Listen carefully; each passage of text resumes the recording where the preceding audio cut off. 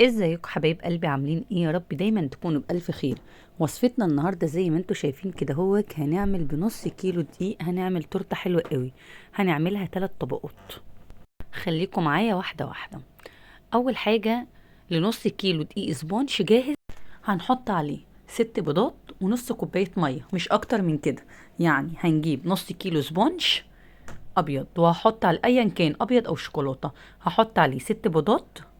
تمام كده وهحط نص كوباية مية، وهحط النص كيلو الاسبونج، وهضربهم كويس بالمضرب لغاية ما يبقى ايه قوامه تقيل كده يعني ايه. الابيض غير الشوكولاته بتحس ان هو سائل شويه، لا الابيض بتحس ان هو عامل زي الفوم كده زي الكريم شانتيه بالظبط. اول لما توصلي للقوام اللي انت شايفاه ان انت تقلبي الطبق تلاقي الخليط ثابت فيه كده زي الكريم شانتيه بالظبط، يعني بتضربيه حوالي 5 دقايق بالظبط.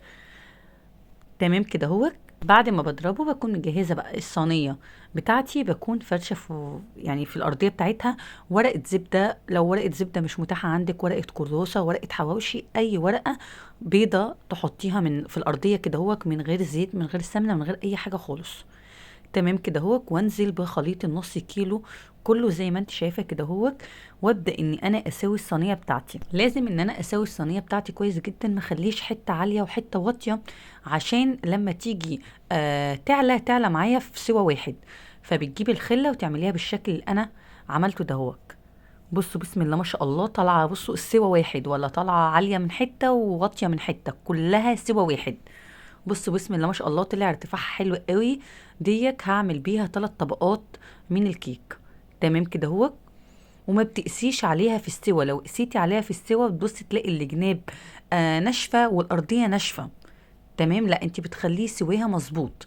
تبصي تلاقي بتفتحيها كده يعني تيجي تقلبيها تبصي تلاقي الجناب محمره والارضيه بس طريه في نفس الوقت. تمام. هنشيل بقى الارضيه كده يعني ايه، رغم ان هي طريه بس انا ايه بحب ان انا ايه بشيلها برضو. بتشيلي كده الارضيه وبتشيلي الوش بتاع الكيك عشان زفرت البيض. تمام. الطريقه سهله وبسيطه ومضمونه باذن الله 100%، لان طبعا دي الاسبونج الجاهز فيه كل المواد الرافعه بتاعه الكيك. فانت بتعمليه بثقه شويه غير البيتي ممكن تبقي بتعمليه وانت ايه خايفه هتيجي الطريقه مظبوطه مش مظبوطه. لكن الاسبونج الجاهز بصراحه بيطلع تحفه. ده لو انت ايه مش واثقه في الطريقه اللي هي بتاعه البيتي.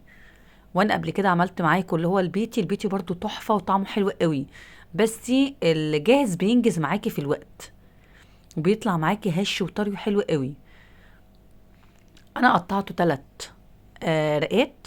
بعد كده هجيب اول راق معايا، وببدأ ان انا احط ايه الكريم شانتيه بتاعي. الكريم شانتيه بتاعي اللي انا مستخدماه فيينا حلوة قوي وسعرها حلو ومناسبة يعني التجليس وكده بتبقى في التجليس حلو قوي يعني، سهله معايا.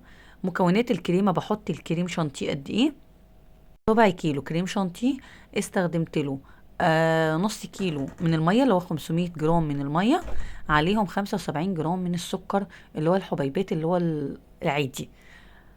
تمام كده والميه يفضل ان هي تبقى متلجه، يعني ايه تبقى حاطه ايه كوبايه ميه كده كبيره في قلب الفريزر. لما تيجي تعملي الكريم شانتيه بتديكي قوام حلو قوي، غير لما تعمليها بالميه ايه من الحنفيه.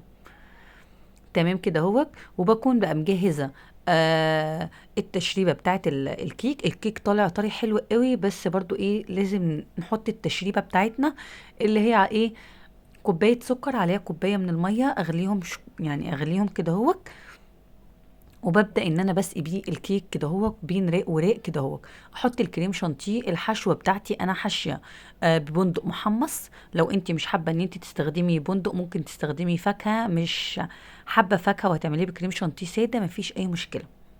بعمل ال3 طبقات كده زي ما انتم شايفين. طبقه كريمه وفوقيها البندق، وبعد كده بحط الطبقه التانية. ابدا احط التشريبه وبعد كده ايه الكريمه وبعد كده البندق. تمام كده نيجي بقى لمرحله التجليس. في المرحله دي بعد الكريمه بصوا بسم الله ما شاء الله متماسكه وحلوه، ببدا ان انا اجلس التورته بتاعتي حلو كويس من فوق ومن تحت. انا هنا بعد ما عملتها من فوق عملت الجناب، ببدأ بقى ان انا ايه، اسويها. انا مش هقول لكم ان هي التورته هتطلع ايه زي ما بتشتريها جاهزه، لا مش هتطلع زي ما انت ما بتشتريها جاهزه، بس في غلو الاسعار دويك يعني ايه، هتعمليها في البيت اوفر بكتير، وكفايه ان انت عاملاها وضامنه جودتها ونظافتها، وبيبقى طعمها صدقوني حلو قوي يعني. يعني ممكن تلاقي في التورتيه ايه، حته عاليه حته واطيه.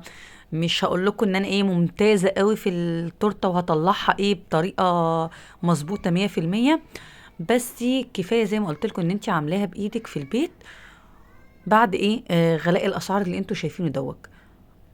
بعد كده بجيب شويه من الكريمه فاضت مني، بعمل ايه دايره كده هو حوالين الفراوله، وببدا احط عندي شويه شوكولاته مبشوره، حطيتها كده هو من حواليها، ودي كده بتكون الشكل النهائي زي ما انتوا شايفينه كده هو. بعد ما عملت بشويه الكريمه اللي فوق روزتات من فوق كده هو، بجيب جيلي تلميع اللي هو على البارد، اللي هو الشفاف، ولمعت بيه كده الفراوله، بتديني شكل حلو قوي، بتخلي الفراوله ليها لمعه كده هو. لو انت حتى حطيتيها في التلاجة، يعني عملت التورته من قبلها بيوم، بتبصي تلاقي الفراوله لونها كده هو ما بيبهتش، بيبقى ليها الفاكهه بيبقى ليها لمعه حلوه قوي. دي كده بتكون وصفتي النهارده، اتمنى ان هي تكون عجبتكم، وبألف هنا وشفا على قلبكم.